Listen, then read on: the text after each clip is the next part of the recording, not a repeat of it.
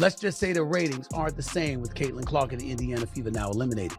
Game 1 of the Aces Liberty matchup on Sunday drew an average of 929,000 viewers. Was down nearly 50% from last Sunday's Fever Sun contest. By the way, not only was viewership down, but attendance was as well. WNBA players are crying after Caitlin Clark's elimination from the playoffs because they believe that fans are against them because they don't attend their games. According to recent semifinal statistics, the WNBA's situation is dire. The WNBA has already suffered a drop in viewership since Caitlin Clark's elimination due to BS fouls, and it will only become worse as the playoffs go on. Do you want me to just say I told you so, or are you willing to say, Stephen A., you did tell us? Really? Caitlin Clark is the golden goose.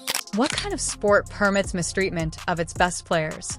The Fevers are denied a home game during the playoffs every season, which causes their sport to die and viewership to drop after every game. The only sport where teams go to the championship game is the NBA, yet after every game, fewer people show interest. Caitlin is currently on vacation in Europe, but a lucrative transfer to the European League might entice her. There could be a team overseas who would love to snatch Caitlin Clark away from us and give her a crazy offer. I mean, Ice Cube was about to give her $5 million to play in less than 10 games in the Big Three. If Caitlin made a move, who would blame her?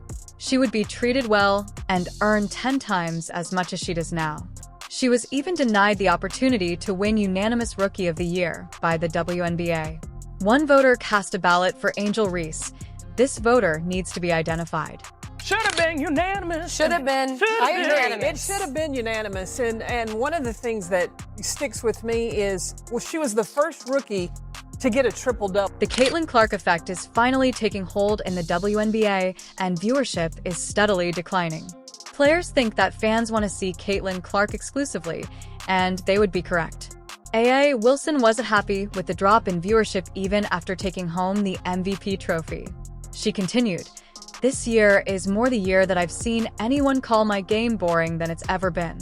Asia Wilson, 28 years old, 1,000 points in the regular season. Why is that not the biggest story out at the moment? Why are we talking about Caitlin Clark? Why exactly? Why when Asia was releasing a shoe were we talking about Caitlin Clark? Beyond the league's viewership numbers, the impact of Caitlin Clark's absence from the WNBA playoffs indicates a more severe issue with the league's fan base's fragility and how much it had grown to rely on a single player to preserve its newly discovered momentum.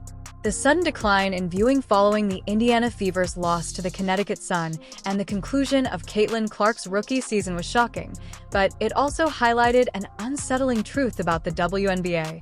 The league finds it difficult to maintain popularity without its brightest star.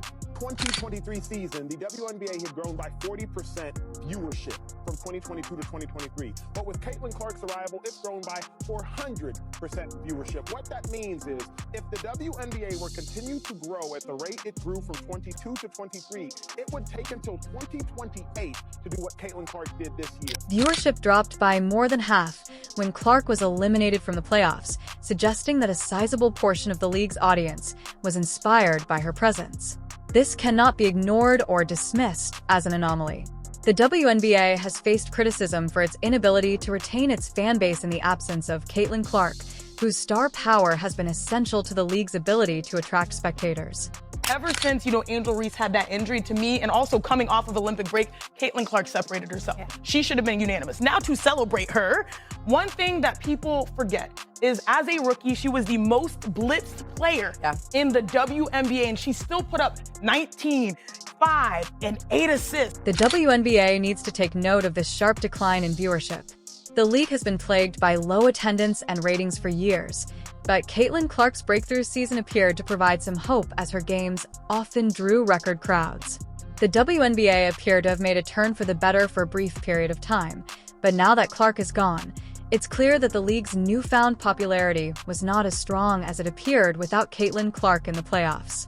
The excitement level has been difficult for the WNBA to sustain. Her loyal fans, who have been following her every step, had little reason to stick around after Clark left. Since the remaining teams, while still competitive, lack the star power and personality that Clark brought to the court, there has been a noticeable drop in the overall excitement surrounding the playoffs. There was a Jordan effect on the NBA and the game of basketball. I would argue at one point early on there was a Steph Curry effect on the NBA and on basketball also. You bet your ass there is a Caitlin Clark effect on all of basketball, and especially on women's basketball. The way Caitlin Clark's removal from the playoffs happened throughout the season is one of the most worrisome aspects about it. The WNBA praised Clark's abilities, but she was routinely fouled and exposed to violent play that went mostly unpunished. This was more than a few missed calls. Rather, it was a pattern of rough play that damaged Clark's body and ultimately led to her team's defeat. We don't want fans that are going to degrade us and call us names. I mean, we already see what's happening in the world. Something needs to be done, whether it's, them checking their fans or this league checking. One of the best examples of this was the Connecticut Sun series, where Clark was fouled hard multiple times, but the refs didn't appear to want to call it. The league didn't appear to realize how crucial it was to safeguard its best players. As Clark was pounded around the court with minimal assistance from the officials, home viewers couldn't help but feel irritated. For a long time, the WNBA has had trouble with officiating, particularly when it comes to violent play. But it becomes a much greater issue when the player at the heart of your league's comeback is handled this way. Given how crucial she is to the league's success, the WNBA cannot afford to allow its brightest player be defeated in this manner. CISM has been impacting the WNBA well before this year. This is not a new thing. Sure. This is, in that way, I do think Caitlin's being used as a pawn. Caitlin didn't bring CISM to the WNBA. This has been happening, and that I think is what's been such a shock for all of us. In addition to being a personal victory, Caitlin Clark's breakout season provided a significant opportunity for the WNBA to demonstrate its potential to a wider audience. Many people who had never watched a WNBA game before were drawn to her games from all across the country. The WNBA lost the chance to take advantage of the excitement surrounding Clark and develop a devoted following by not protecting her. Because they saw how Clark was handled on the court, fans are aware of what transpired, and many of them have expressed their dissatisfaction. Many comments on social media have been made by fans who feel that the WNBA failed Clark by permitting her to be fouled repeatedly without proper officiating. There are very, very few people, but there are some out there who resent the fact that this young white girl came out there and did her thing. Rookie of the year, 4th in the league for MVP voting, assist leader, one of the top leading scorers after the Olympic Games. She put on a show, validating all the attention she was receiving. The growing belief that the league isn't doing enough to protect its players might eventually cause a decline in fan loyalty. The current state of the WNBA is dangerous. Caitlin Clark has already made more contributions to the league in a single season than many players have in a lifetime, but the league stands the risk of losing the very stars who are driving the sport's expansion if it does nothing to protect her and other players like her. This is about the league's future, not simply about winning games. Number of viewers for WNBA games that Caitlin Clark is not in is like 3 to 4 million. When she's in the game, when it's her game playing, it's like 17 million. Yeah. Well, I also look at the attendance in the arena. Yes. It's 8 to 10,000 everywhere else. Caitlin Clark, 18,000. Despite Caitlin Clark's record-breaking season and her undeniable influence on the WNBA's growth, another debate swiftly erupted, as if fans weren't already angry by her exclusion from the playoffs. Clark's unanimous rejection for Rookie of the Year was astounding considering her impact on the court and in terms of viewership. One voter opted to support a different player despite Clark's exceptional accomplishments during the season. Angel Reese. No matter if you are rooting against Caitlin Clark because you like another team, there's very few of them. I'm excited even if it's that. I'm excited to see who it is.